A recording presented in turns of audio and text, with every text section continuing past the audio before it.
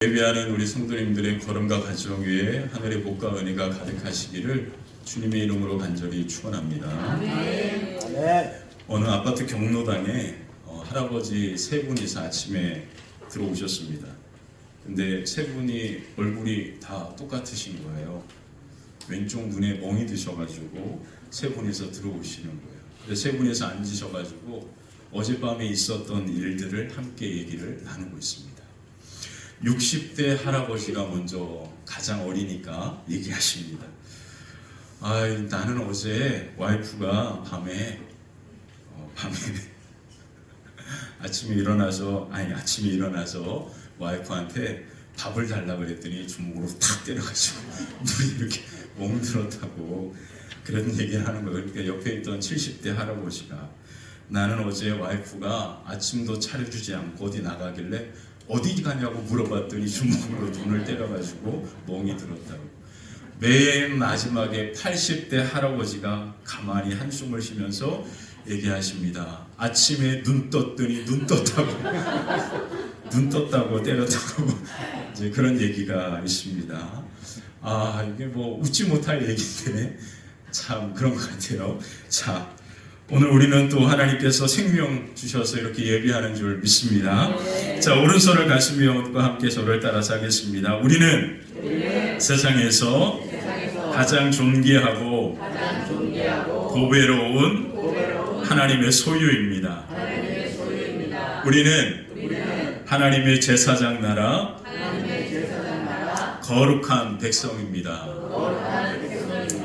큰 소리로 아멘 하겠습니다. 제가 여러분들과 함께 설교 나눌 때마다 재미있는 얘기를 하는 이유가 있습니다. 왜 그러냐면 유머가 우리의 마음을 활짝 열거든요. 여러분 예배 드릴 때는 마음을 활짝 여셔야 합니다. 그래서 제가 이것저것 그런 얘기들을 하면서 할 때 긴장하지 마시고 진지하게 듣지 마시고 재미있는 얘기를 또 하시는구나, 또 어떤 또 의미 있는 얘기를 하시는구나, 그래서 마음을 활짝 여셨으면 좋겠습니다. 자, 이제 우리는 10번째 재앙을 끝으로 이스라엘 백성들이 출애굽하게 되는 이야기를 이제 오늘부터 말씀을 함께 나누게 됩니다. 출애굽기 12장에 보면 그 말씀이 이렇게 나오는데요. 10번째 재앙이 임하는 그날 밤 엄청난 하나님의 재앙이 애굽 땅 가운데 임하게 되었습니다. 그때 바로가 밤중에 모세와 아론을 불러서 이스라엘 백성들을 나가게 합니다. 그 말씀이 이렇게 나오는데요. 출애굽기 12장 31절 32절 우리 같이 한번 읽어볼까? 함께 읽겠습니다. 밤에 바로가 모세와 아론을 불러 이르되 너희와 이스라엘 자손은 일어나 내 백성 가운데서 떠나 너희 말대로 가서 여호와를 섬기며 너희가 말한 대로 너희 앞과 너희 후도 몰아가고 나를 위하여 축복하라 하며. 바로와 애굽 그리고 이스라엘 백성들은요, 이 10가지 재앙을 통해서 하나님께서 어떤 분이신지를 깊이 경험한 겁니다. 그래서 경험을 통하여 하나님을 알아가게 되었죠. 물론 우리도 이 말씀을 함께 살펴보면서 우리도 하나님께서 어떤 분이신지를 아주 조금 알게 된 겁니다. 하나님은 우리가 이해할 수 없는 엄청나신 분입니다. 근데 우리는 이 10가지 재앙의 말씀을 통해서 하나님은 이런 분이다 라고 하신 그 말씀 우리가 15가지를 같이 함께 살펴봤습니다. 그것은 하나님에 대하여 정말로 먼지만큼도 안 되는 작은 부분인 겁니다. 자, 하나님께서 어떤 분이신지를 묵상하는 것은 신앙생활에서 너무 중요합니다. 우리가 오늘 이렇게 예배에 모였습니다. 우리가 누구를 예배하는 겁니까? 누구를 예배하는 거예요? 그냥 찬양하고 기도하고 설교 듣는 게 예배입니까? 아닙니다. 우리는 예배나 하는 대상이 명확하고 분명합니다. 누구를 예배하는 거예요? 하나님을 예배합니다. 그러면 하나님이 어떤 분이신지를 알아야 제대로 뭐 할 수 있는 거예요? 예배 드릴 수 있는 거거든요. 그래서 신앙생활에서 하나님이 어떤 분이신가를 묵상하는 것은 가장 중요한 겁니다. 하나님이 어떤 분이신가를 깊이 알게 될 때 우리는 하나님과 깊은 관계를 맺을 수 있습니다. 그리고 그 깊은 관계를 통하여 우리의 신앙이 견고하게 됩니다. 견고하게 되면 우리의 삶에 어떤 환경과 상황이 찾아와도 흔들리지 않게 되는 거예요. 한결같은 신앙의 모습이 우리의 모습이 된다라는 뜻입니다. 자, 그래서 우리는 하나님이 어떤 분이신지를 알아가는 것이 우리의 신앙의 삶에 너무나 중요한 것입니다. 그래서 우리는 지난주까지 10가지 재앙을 통하여 하나님이 어떤 분이신가에 대해서 같이 함께 살펴보았습니다. 이제 오늘부터 우리는 새로운 주제의 말씀을 함께 살펴볼 것인데, 오늘 주제 두 번째는 큰 흐름은 뭐냐면 약속의 땅을 향하여입니다. 우리의 신앙생활은요, 이 땅의 삶은 다 뭐라고 이야기합니까? 나그네의 삶이라 표현하잖아요. 왜 그래요? 우리가 가야 할 곳이 있다라는 뜻입니다. 우리가 가야 할 곳이 어디입니까? 천국, 하나님의 나라잖아요. 우리가 가야 할 곳이 명확하게 우리에게는 있습니다. 그래서 이 땅의 삶은 우리에게는 뭐에 불과한 거예요? 나그네의 삶에 불과한 거예요. 그래서 꽃이 시듦과 같이 아침에 안개가 사라짐 같이 우리의 삶은 그와 같다라고 성경은 말합니다. 그래서 이 땅의 삶은 그냥 지나가는 사라지는 안개와 같다. 그 말은 무슨 뜻이에요? 우리가 가야 할 곳, 하나님의 나라가 영원하다라는 뜻입니다. 그러므로 이 땅에 우리의 삶은 나그네의 삶이요, 우리가 가야 할 곳이 분명하게 있는데 그것이 바로 성경에서 뭐라고 이야기하냐면 약속의 땅이라 말하는 거예요. 이스라엘 백성들이 지금 출애굽하는 목적이 무엇입니까? 하나님께서 그들을 430년 동안 애굽에 종되었던 곳에서 그들을 이끌어내어서 하나님이 약속하신 땅으로 그들을 인도하기 위함입니다. 그래서 이제 우리가 오늘 말씀을 통해서 이제 약속의 땅을 향하여 우리가 하나님께서 인도하신 가운데 나아가는 삶의 모습이 어떠한 것인지를 우리가 같이 함께 계속해서 이제 살펴보도록 하겠습니다. 하나님께서 이스라엘 백성들을 인도하신 것은 바로 우리에게 중요한 주제입니다. 왜 그러냐면 오늘 하나님께서 우리의 삶을 인도하는 방식이 그와 같기 때문에 그렇습니다. 신앙생활은 하나님의 인도하심을 따라 하나님과 함께 동행하는 것입니다. 그러므로 하나님께서 우리를 인도하시는 방법을 알아야 우리는 하나님과 함께 동행할 수 있고 또 그분의 인도하심을 따라갈 수 있는 겁니다. 그래서 우리는 말씀을 통해서 하나님께서 이스라엘 백성들을 인도하신 방법이 무엇인지를 함께 살펴보면서 오늘 하나님께서 나를, 우리 가정을, 우리의 삶을 어떻게 인도하시는지를 우리가 깨닫고 그 하나님과 함께 동행하는 은혜가 저와 여러분 가운데 가득하게 되시기를 주님의 이름으로 간절히 축원합니다. 람셋이라고 하는 곳에서 이스라엘 백성들이 홍해를 건너서 시내산에 이르는 출애굽기 19장까지 바로 시내산 언약을 맺게 되는 그 사건까지를 우리가 함께 다루어 볼 겁니다. 우리는 이 말씀을 통해서 하나님께서 이스라엘 백성들을 어떻게 인도하셨는가에 대한 초점을 가지고 말씀을 살펴보게 됩니다. 오늘 본문에서 드디어 그 약속의 땅을 향한 그 출발의 여정이 시작되고 있습니다. 자, 오늘 보면 10가지 재앙 후에 바로가 이스라엘 백성들을 내보냅니다. 그리고 하나님은 친히 그들 가운데 함께 하셨는데요. 가장 중요한 말씀이 나오는데 그게 바로 출애굽기 13장 21절 22절에 나옵니다. 약속의 땅으로 하나님이 가장 먼저 하신 일이 나옵니다. 한번 읽어볼게요. 21절 22절입니다. 여호와께서 그들 앞에 가시며 낮에는 구름 기둥으로 그들의 길을 인도하시고 밤에는 불 기둥을 그들에게 비추사 낮이나 밤이나 진행하게 하시니 낮에는 구름 기둥, 밤에는 불 기둥이 백성 앞에서 떠나지 아니하니라. 아멘. 많은 사람들은 우리의 인생을 광야와 같다 말합니다. 광야 같은 인생에서 하나님은 우리를 고아처럼 홀로 걸어가게 하신 것이 아닙니다. 우리와 함께 하시고 인도하시는 놀라운 은혜가 그 광야 가운데 있었음을 오늘 본문은 우리에게 말해줍니다. 그래서 우리에게 광야는 우리의 인생의 엄청난 고통과 아픔의 시간이 아닙니다. 우리에게 광야는 하나님과 함께하는, 하나님과 가장 가까운 곳이 광야입니다. 이것이 광야가 의미하는 겁니다. 혹이 인생의 광야의 시간을 보내는 그러한 가운데 있는 분이 이 자리 이곳에 계십니까? 어느 누구에게도 말할 수 없는 광야의 고난 가운데 계신 분이 계십니까? 그 광야는 하나님께서 나를 버리시고 외면하는 시간이 아닙니다.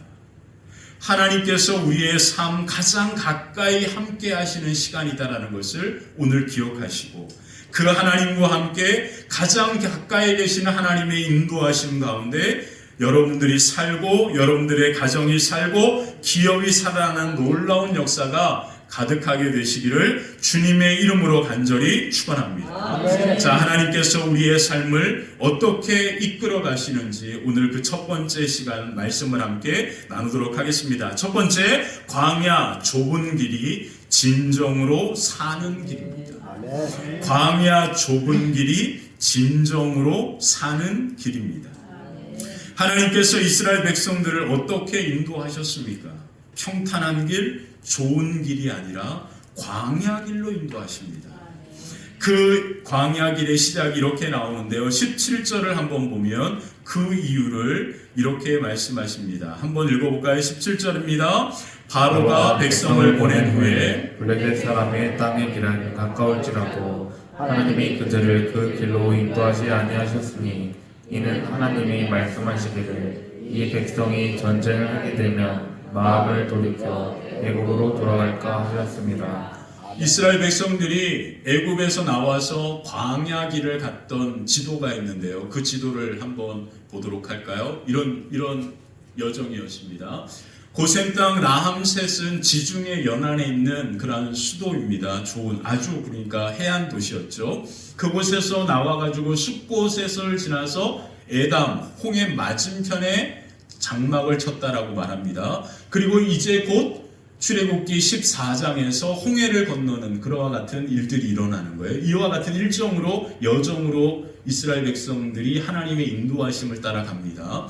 자, 여기 지도에서 보시면 지중해 해안가에 보시면 가데스 바네아라고 있는데 거기가 바로 가나안의 입구입니다. 그러니까 해안을 따라서 해안길로 가면 산이 없으니까 평탄한 평지 글로 가죠. 지금 전쟁이 일어나는 곳이 바로 여기입니다. 팔레스타인 가자 지역이 바로 이곳이에요. 자, 그래서 이 해안길로 가면 너무나 쉽게 10일 정도의 여정, 길게는 한 달 정도의 여정이면 가나안 땅에 들어가게 되는 거예요. 하나님께서 이스라엘 백성들을 가나안 땅, 약속의 땅으로 인도하는 것이 목적이셨는데, 그렇다면 하나님이 가장 편한 길을 선택해서 이끌어 가셔야 하잖아요. 그리고 가장 좋은 길로 가야 합니다. 근데 오늘 성경에 보니까 이 길이 아니라 어느 길을 택하신 거예요? 어느 길? 광야 길을 택하셨다. 성경은 말하고 있습니다. 하나님이 그렇게 인도하시는 거예요. 그 이유가 있습니다. 그 이유는 그 좋고 평탄한 길에서 이스라엘 백성들은 누구를 만나게 되는 거예요? 그 땅에 살고 있는 블레셋 사람들을 만나게 되는 거예요. 블레셋 사람들이 그곳에 살고 있기 때문에 그곳을 지나가야 합니다. 그러면 반드시 무엇을 해야 되죠? 전쟁을 해야 하는 거예요. 그래서 하나님은 이스라엘 백성들을 평탄하고 그들이 보았을 때 좋은 길이 아니라, 빠른 길이 아니라 광야 길을 선택하신 겁니다. 그리고 그 광야 길을 통하여 하나님은 제일 끝에, 그 광야 끝에 뭐가 있어요? 시내산이라고 하는 곳이 있습니다. 그 시내산에서 하나님은 출애굽기 19장에서 이스라엘 백성들과 언약을 체결하시죠. 우리가 설교 들을 때마다 우리가 하나님의 소유 제사장 나라 거룩한 백성이다라고 하는 것이 바로 출애굽기 19장에서 이스라엘 백성들이 하나님과 함께 맺은 언약의 핵심입니다. 자, 이 언약을 맺고 그리고 그곳에서 있었던 중요한 두 가지가 있습니다. 하나님께서 모세를 통하여 십계명 두 돌판을 주셨고, 그리고 그곳에서 뭘 만들게 하셨어요? 성막을 만들게 합니다. 이와 같은 중요한 일을 하나님께서 계획하셨기 때문에 그들을 광야 길로 이끌어 가신 거예요. 이스라엘 백성들이 보기에는 이 해안길이 평탄하고 좋은 길처럼 보입니다. 근데 하나님은 그 길을 선택하지 않습니다. 왜요? 그 길 뒤에는 블레셋과의 무서운 뭐가 있으니까? 전쟁이 있는 거예요. 그래서 하나님은 어디를 택하신 거예요? 광야 길을 택해서 그들을 인도하고 있는 거예요. 그래서 출애굽기 13장 18절에 보면 하나님께서 이렇게 인도하심을 명확하게 설명합니다. 18절 같이 한번 읽어볼까요? 18절입니다. 그러므로 하나님이 홍해 광야 길로 돌려 백성을 인도하시매 이스라엘 자손이 애굽 땅에서 대열을 지어 나올 때 아멘. 하나님께서 이스라엘 백성들을 어느 길로 인도하셨다고요? 광야 길. 광야는 어떤 곳입니까? 사람들이 살지 않는 곳입니다. 그러니까 비어 있다라는 뜻이에요. 그만큼 살기가 힘들고 위험한 환경입니다. 낮에는 햇빛을 가려줄 그늘 하나 없습니다. 밤이 되면 혹독한 추위 가운데 그곳에서 잠을 청해야 합니다. 그리고 그곳은 그냥 안전한 곳이 아닙니다. 늘 독사와 무서운 그러한 독사와 정갈이 우글거리는 땅입니다. 그 땅을 걸어가야 합니다. 그곳이 바로 광야 길이다라는 거예요. 자, 그렇다면 하나님께서 왜 그 광야 길로 이스라엘 백성들을 인도하실까요? 그 이유는 단언합니다.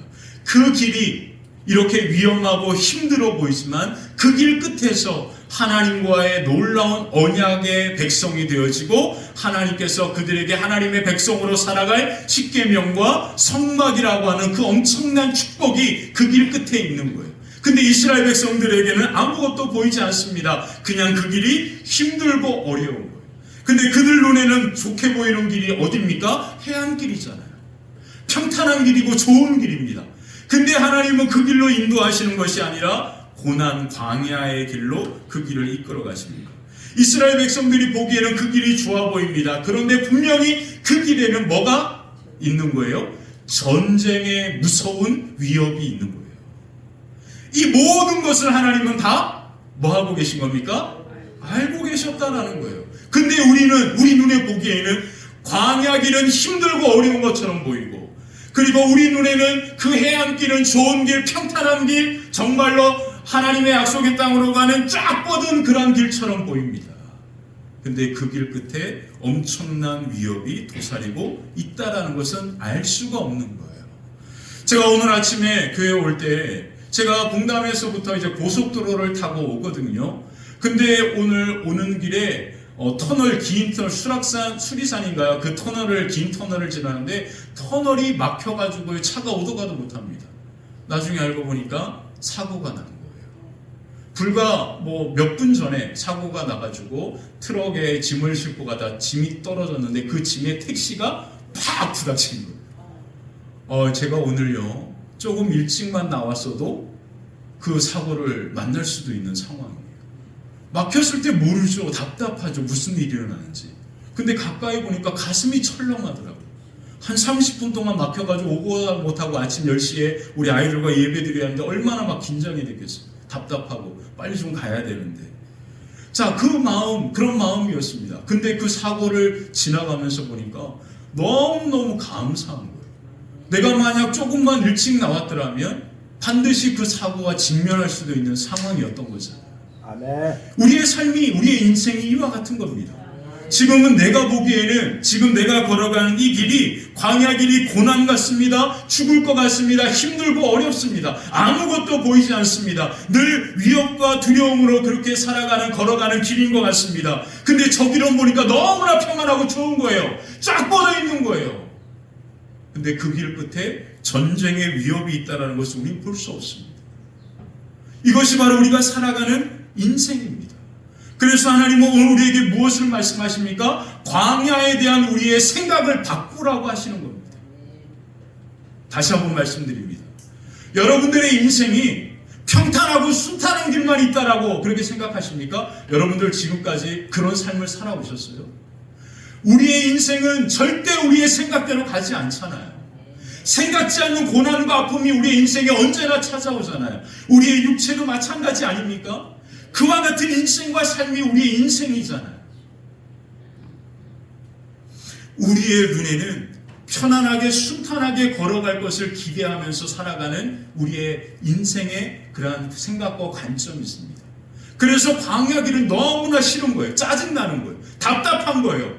하나님이 왜 내 걸음을 인도하신다고 하는데 왜 이렇게 안 풀리는지, 하는 대로 되는 것도 없고 늘 똑같은 것 같고 그와 같이 답답한 마음 가운데 광야 길이 싫다라고만 생각하고 있잖아요. 그래서 오늘 하나님은 우리에게 무엇을 말씀하시냐면 그 광야 길에 대한 우리의 생각을 바꾸라고 하는 겁니다. 아멘. 우리가 우리가 보기에는 그 광야의 길이 답답하고 모든 게 다 안 되는 것처럼 그렇게 보여지고 괴롭고 엄청나게 힘든 길이라고만 생각되지만 그 길이 하나님이 인도하시면 그 길이 바로 하나님과 언약이 이루어지고 하나님의 백성으로 살아가는 놀라운 하나님의 축복의 길, 다른 말로 표현하면 하나님과 가장 가까이 함께하는 길인 것을 우리에게 말씀하고 있는 겁니다. 하나님이 함께 하신다. 그러면 그게 광야인가요? 오늘 말씀의 제목이 뭡니까? 하나님과 가장 가까운 것. 이게 제 페이스북의 타이틀입니다. 하나님과 가장 가까운 곳 광야. 저는요, 광야가 힘들고 어려운 현실이지만 하나님과 가장 가까이 있기에 그곳은 하나님의 나라라고 생각합니다. 오늘 아침에 우리 아이들과 이 말씀을 그대로 함께 나누었어요. 참 공교롭게 말씀이 같아서 저는 너무 감사하기도 합니다. 우리 아이들과 말씀을 나누다가 하나님의 나라로 우리를 구름기둥 불기둥으로 인도할 거야 라고 하니까 앞에 있던 우리 은혜가 뭐라고 그러냐면 하나님의 나라요? 하나님의 나라가 어디 있어요? 하나님의 나라는 우리가 하나님이 계신 천국, 그것이 하나님의 나라야. 목사님, 그럼 하나님의 나라 가면 먹고 싶은 거 다 먹을 수 있어요? 그래. 저는 가보지 않았으니까. 아멘이죠. 그래. 여기 또 있던 애가, 하나님의 나라는 죽은 다음에 가잖아요. 그러는 거야. 그래서, 아니, 하나님의 나라는 하나님이 함께 하시는 어디에서나 하나님의 나라야. 지금 하나님이 네 옆에 함께 하시니까, 지금 이곳이 하나님의 나라야. 딱 그러니까, 내 옆에 아이언이밖에 없는데요? 이야. 뭐라고 해야 합니까? 네 눈에는 보이지 않는데 하나님이 함께 하셔. 참, 그러다가 제가 수렁에 빠져가지고 이 중요합니다. 생각을 바꾸라는 거예요. 사랑하는 성도 여러분, 우리의 생각이 바뀌면 우리의 인생이 바뀝니다. 이 얘기는 저의 얘기가 아닙니다. 나폴레온 힐이라고 하는 유명한 분이 계신데요. 이분은 여러분들 지금 많은 사람들이 리더십을 이야기할 때 그 리더십의 가장 큰 출발이 바로 이분으로부터 시작됐습니다. 이 나폴레온 힐은 대장장이의 아들로 태어났어요. 1883년에 미국의 경제적으로 엄청난 공황이 찾아오기 전에, 전쟁이 일어나기 전에 가장 미국이 힘들고 어려운 시기를 앞두고 있을 때 이 사람이 태어난 겁니다. 대장장이의 아들로 태어나서 변호사 법 쪽에서 일하고 싶었는데 가난하니까 공부할 수 없어가지고요, 기자 일을 한 겁니다. 그 기자 일을 하다가 이 사람의 인생을 바꾸는 만남이 이루어집니다. 그 만남이 뭐냐면 철광왕이라고 알려진 앤드류 카네기를 만나는 거예요. 이 앤드류 카네기를 만나면서 이 사람의 인생이 완전히 변화되기 시작합니다. 앤드류 카네기는요, 이 평범한 이 기자와 만남에서 그 사람이 어떤 사람인지를 테스트하면서 정기적으로 그 사람과 만남을 요청합니다. 그리고 그분에게 무엇을 부탁했냐면, 내가 지금까지 살아왔던 인생의 이 놀라운 비밀들을 당신을 통하여 남기고 싶다라고 제안을 해요. 그리고 나서 20년 동안 이 앤드류 카네기가 507명의 엄청난 미국의 부를 이루었던 사람과 만남을 갖게 합니다. 그리고 그들과 대화하면서 그들이 이렇게 부를 이룰 수밖에 없었던 일들에 대하여 이야기하면서 20년 동안 그 기록을 남긴 책이 있는데, 그 책이 바로 생각하라 그리고 부자가 되라 라고 하는 책이에요. 여러분, 부자 되고 싶으시죠? 이 책 보십시오. 이 책 보셔야 합니다. 혹시 이 책 읽으신 분 계실까요? 왜 부자가 되고 싶으신데 이 책은 못 보셨어요? 부자가 되고 싶으십니까? 부자가 되고 싶으세요? 아멘. 그러면 꼭 이 책을 읽으십시오. 아멘. 이 책 꼭 읽으셔야 합니다. 왜 그러냐면 이 책의 출발이 뭐냐면 생각을 바꾸라는 거예요. 자기가 507명의 부자들을 만났는데, 우리는 부자라고 하는 것을 지금 뭐라고 생각하냐면 부모님이, 할아버지가 부자여서 부자다라고 그렇게 생각하면서 나는 그렇게 태어나지 못한 가정 부모님을 원망합니다. 근데 이 507명의 부자는 정말로 가난한 가정에서 부를 이루는 사람들이에요. 그러니까 우리는 그 핑계를 댈 수 없습니다.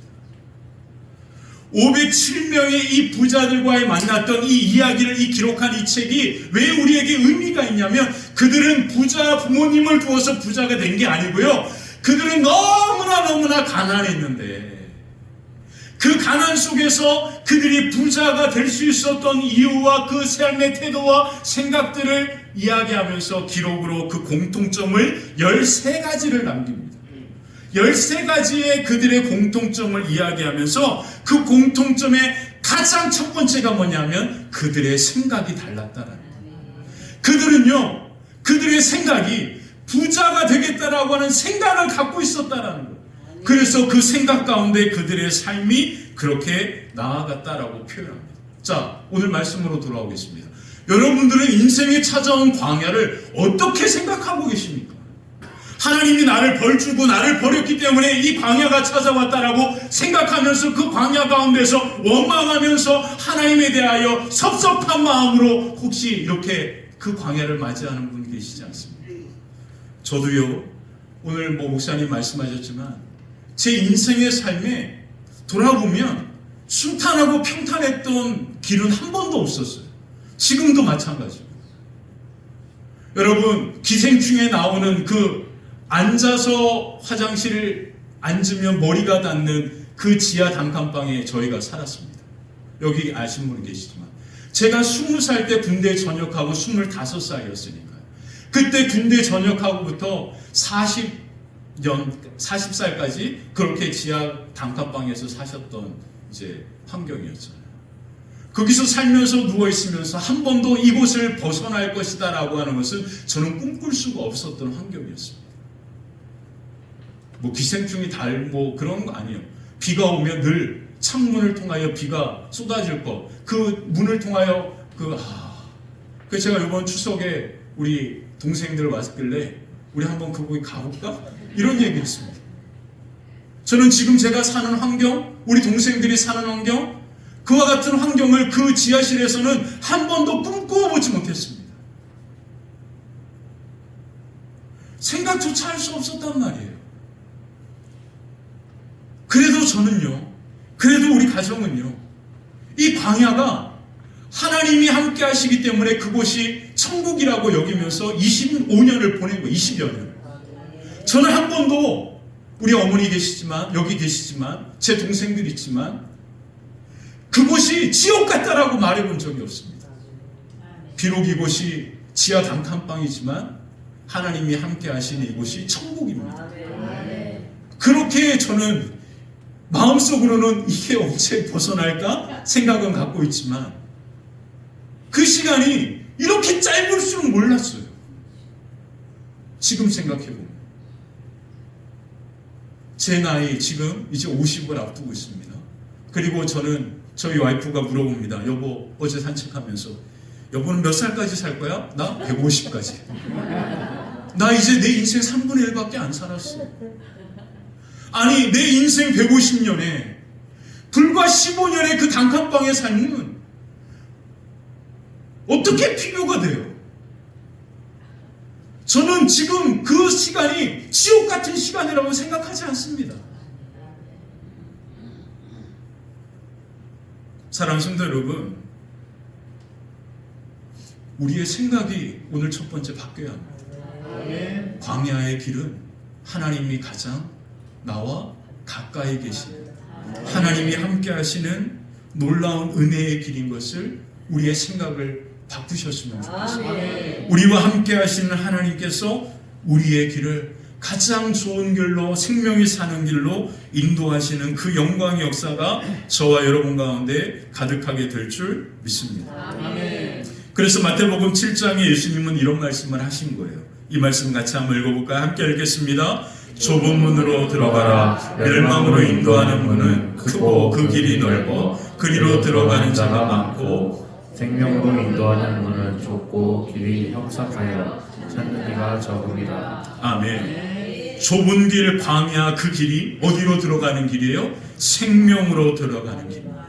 그러므로 광야 그 길이 내게 괴로움과 아픔과 고통의 길이라 생각하지 마시고 그 광야의 길 가운데 하나님이 나와 함께 하시는 가장 가까이 계시는 천국의 길이다라고 생각하며 생명의 영광 가운데 나아가는 생명이 사는 은혜가 저와 여러분 가운데 가득하게 되시기를 주님의 이름으로 간절히 축원합니다. 두 번째, 하나님과 동행은 철저하게 순종하며 걸어가야 합니다.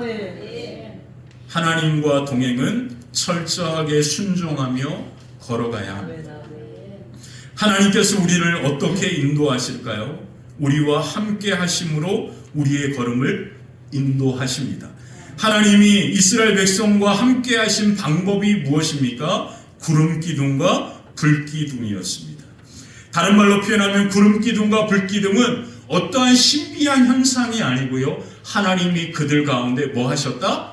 함께 하셨다라는 뜻입니다.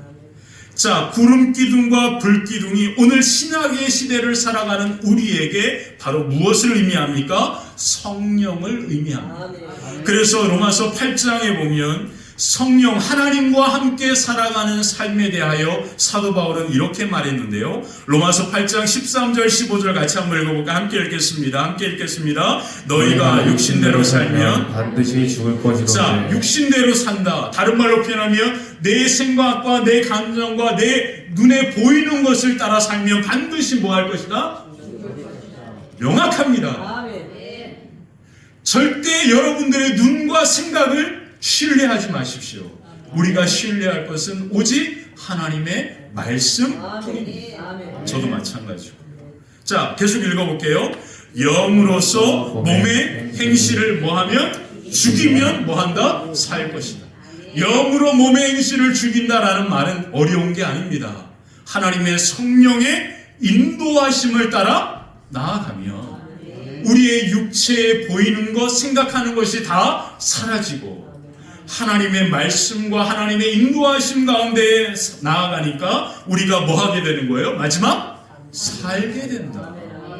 절대 어려운 거 아닙니다. 자, 14절 같이 한번 읽어볼게요. 무릇 하나님의 영으로 인도함을 받는 사람은 곧 하나님의 아들이다. 자, 무엇으로 인도함을 받아요? 하나님의 영. 그게 뭡니까? 성령으로. 성령으로 인도함을 받는 그들이 누구라고요? 하나님의 자녀들이다. 우리가 하나님의 자녀입니다. 아멘이시죠? 그러면 우리는 무엇에 인도함을 받아야 돼요? 그렇습니다.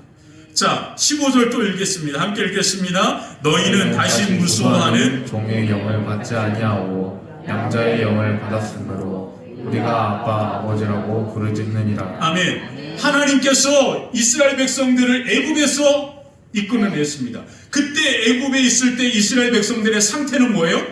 애굽의 종이었단 말이죠. 그들을 이끌어내어 이제 자유케 하시고 어디로 이끌어가는 거예요? 하나님의 약속의 땅으로 이끌어가는 겁니다. 근데 그들을 광야 가운데 그냥 니들이 알아서 그 땅에 가 이렇게 하셨습니까? 아닙니다. 그들 가운데 뭐 하셨어요? 함께 하셨죠.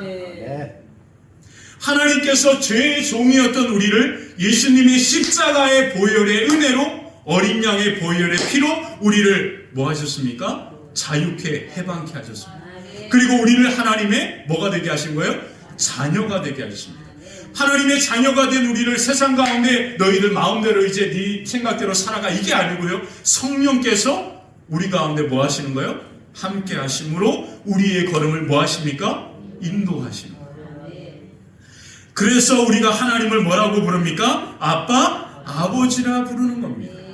자, 그렇다면 이제 그 하나님의 함께 하시는 인도하심 가운데 우리에게 남은 것이 뭘까요? 그것은 우리가 민수기를 통하여 볼 수 있습니다. 이스라엘 백성들이 광야에서 구름 기둥과 불 기둥을 따라 어떻게 그들의 걸음이 나아갔는지를 민수기 9장에서 이렇게 말해주고 있습니다. 민수기 9장 22절 23절 한번 읽어볼까? 함께 읽겠습니다. 이틀이든지 한 달이든지 1년이든지 구름이 성막 위에 머물러 있을 동안에는 이스라엘 자손이 진영에 머물고 행진하지 아니하다가 떠오르면 행진하였으니 곧 그들이 여호와의 명령을 따라 진을 치며 여호와의 명령을 따라 행진하고 또 모세를 통하여 이르신 여호와의 명령을 따라 여호와의 책임을 지켰더라. 아멘. 뭐 하셨다고, 뭐 했다고요? 여호와의 명령, 하나님의 말씀을 따라 성령의 불기둥과 구름기둥의 인도하심을 따라 그들이 그 길을 순종하며 따라갔고, 그 구름기둥이 머물러 있으면 그곳에 머물러 있었다. 다른 말로 표현하면 철저하게 성령의 구름기둥과 불기둥의 인도하심을 따라 순종하며 따라갔다라고 이야기합니다. 자, 그렇다면 누가 그 인도하심 앞에 순종할까요? 그것은 단 하나, 하나님을 믿고 신뢰하는 사람입니다. 하나님께서 우리를 고난과 아픔이 아닌 우리를 광야 길에서 하나님의 소유 제사장 나라 거룩한 백성을 삼으신다라는 것을 믿고 신뢰하는 사람이 그 광야 길에서 하나님의 인도하심 앞에 뭐하게 되는 거예요? 순종하게 되는 겁니다. 그 광야의 길 끝이 하나님의 백성이 되고 살게 되는 것임을 신뢰하는 사람만이 그 인도하심 가운데 뭐 할 수 있습니까? 순종할 수 있는 겁니다. 그러므로 우리에게 필요한 건 뭐예요? 하나님의 인도하심 앞에 신뢰함으로 순종하는 겁니다. 하나님을 신뢰하십시오. 광야 인생길에서 신뢰할 것은 아무것도 없습니다. 오직 단 한 분, 좋으신 아버지 하나님밖에 없습니다. 그 하나님만이 우리가 신뢰할 유일한 분이십니다. 그러므로 그분의 인도하심을 신뢰하시고 믿음 가운데 우리의 좋은 아버지가 되신 하나님께서 비록 우리의 눈에는 광야 길이지만 그 길 끝에서 하나님이 함께 하심으로 말미암아 우리를 입히시고 먹이시고 우리를 생명이 사는 놀라운 은혜로 인도하실 것을 믿고 신뢰하며 나아갈 때 하나님의 놀라운 역사가 저와 여러분들의 삶과 걸음 위에도 아름답게 임하게 되시기를 주님의 이름으로 간절히 축원합니다. 아멘. 할렐루야. 아멘. 사랑하는 성도 여러분, 앞에서도 말씀드렸지만 저는 지금까지 신앙생활하면서 제 신앙의 삶이, 제 가정이 정말로 단 한 번이라도 지금과 같은 삶을 살아갈 것이다 라고 하는 것은 정말로 1도, 단 1%도 생각해 보지 못했습니다. 그래서 저는 그때로 돌아가고 싶지 않아요. 절대. 제가 화평교회 처음 설교할 때 그 말씀 드린 것 같습니다. 제가 이곳에 너무 오기 싫다고. 왜 그러냐면 제가 아버지를 피해서 방황했던 것입니다. 고2 때 집에 가면 맨날 아버지가 술 드시고 밤마다 아들 하나잖아요. 그 아들 술상 앞에 앉혀놓고 밤새도록 잔소리하셨습니다. 그게 너무 싫은 거예요. 그래서 죽을 것 같아서 어머니한테 부탁했습니다. 저 여기 춘희 사무소 옆에 지금 뭐 교회 시원성교회가 뭔가 있는데 그 자리가 도서실이었습니다. 도서실 끊어달라. 저 살고 싶다. 공부하기 위해서 온 게 아니고요. 그 아버지가 싫어서 피해서 온 거예요.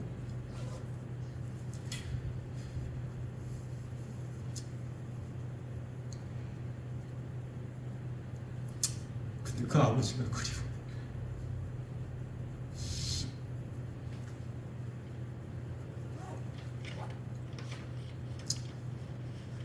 죄송합니다. 그래서 제 사춘기의 시절은 이곳에서 방황하면서 보낸 시간입니다. 우리 하기종 집사님 어렸을 때 이곳에 사시면서 여러 가지 이야기 하시는데 제가 이곳에 얼마나 방황하면서 다닌지 아십니까? 그래서 저는 이곳에 오는 자체가 싫었어요.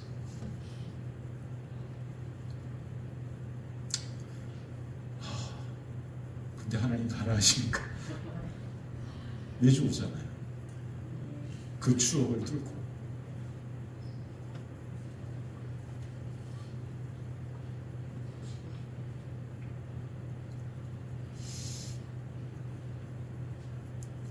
저는 소사동 고개 넘을 때마다 괴롭습니다.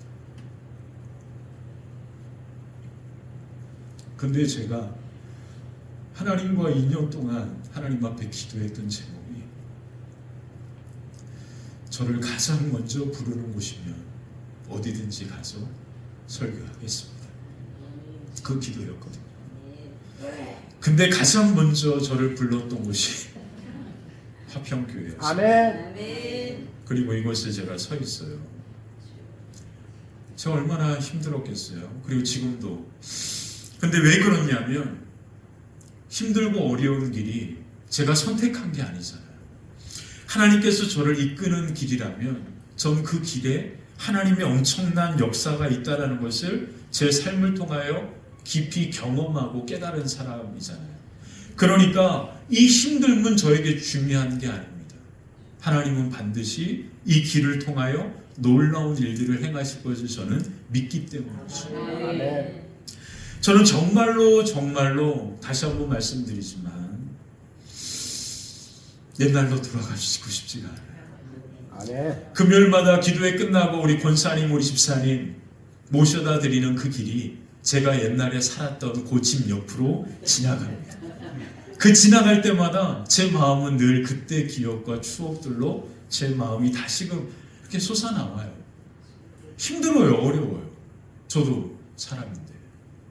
그런데도 저는 하나님께서 하실 일들을 기대하고 소망하니까 그 길을 또 그렇게 걸어가고 있는 거거든요. 사랑하는 성도 여러분, 설교하는 거 정말로 쉽지 않습니다. 근데 여러분들께 이와 같이 그렇게 힘들고 어려운 이 길이지만 그렇게 하는 이유는 뭐냐면 하나님께서 이 길 가운데 놀라운 일들을 행하실 것을 저는 믿고 신뢰하기 때문입니다. 그래서 제 감정과 생각과 모든 것들은 다 아무것도 아닙니다.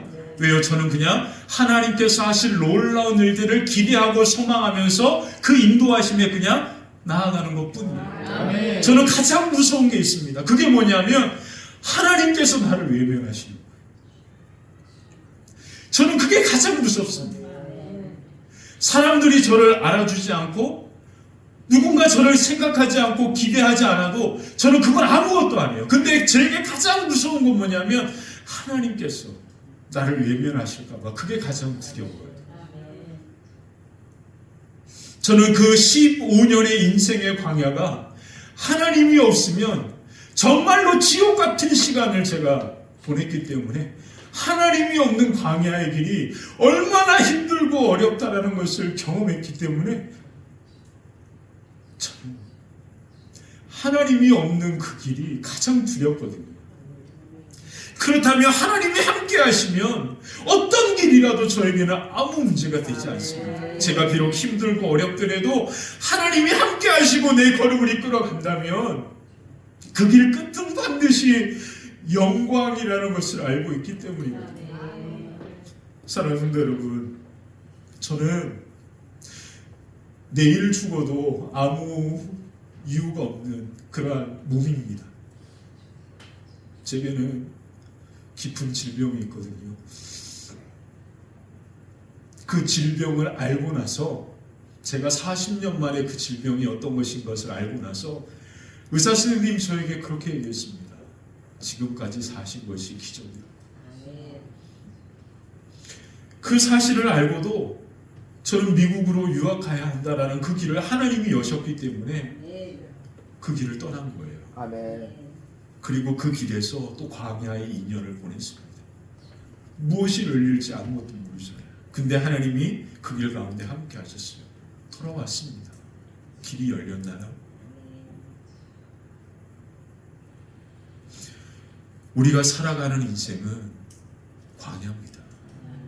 우리는 하나님의 나라를 향하여 가는 광야 같은 인생을 살아가는 거죠. 그 인생의 가장 무서운 것은 나와 함께 하시는 하나님을 잃어버리는 겁니다. 하나님이 함께 하시는데 등을 돌리면 하나님이 어떻게 함께 하실 수 있어요? 그래서 가장 무서운 것은 뭐냐면 광야 가운데 하나님이 함께 하시는 것을 잃어버리고 혼자 외롭게 괴로운 가운데 그 인생의 시간들을 보내는 것이 가장 무섭고 안타까운 것입니다. 사랑하는 성도 여러분, 오늘 성경은 가장 먼저 우리에게 뭐라 말합니까? 광야는 우리가 혼자 외롭게 걸어가는 길이 아니라 하나님이 우리와 함께 하시는 가장 가까운 시간이다. 그것이 광야다. 이 생각을 바꾸면 부자가 되는 거죠. 이 생각을 바꾸면 우리의 인생과 삶이 바뀌고 하나님이 함께 하시는 그 놀라운 영광의 역사가 저와 여러분 가운데 임하게 될 줄 믿습니다. 그래서 히브리어 광야는 미드바르라는 단어를 쓰는데요. 이 미드바르는 두 가지 단어가 합쳐진 거예요. 첫 번째, 미라고 하는 그 단어와 다바르라고 하는 말이 합쳐진 말입니다. 미라고 하는 이 단어는 어디에 라고 하는 그런 말인데요. 이 어디에 라고 하는 이 말과 다바르라고 하는 말이 합쳐졌는데, 이 다바르라고 하는 말이 무엇이냐 하면 말씀을 의미하는 거예요.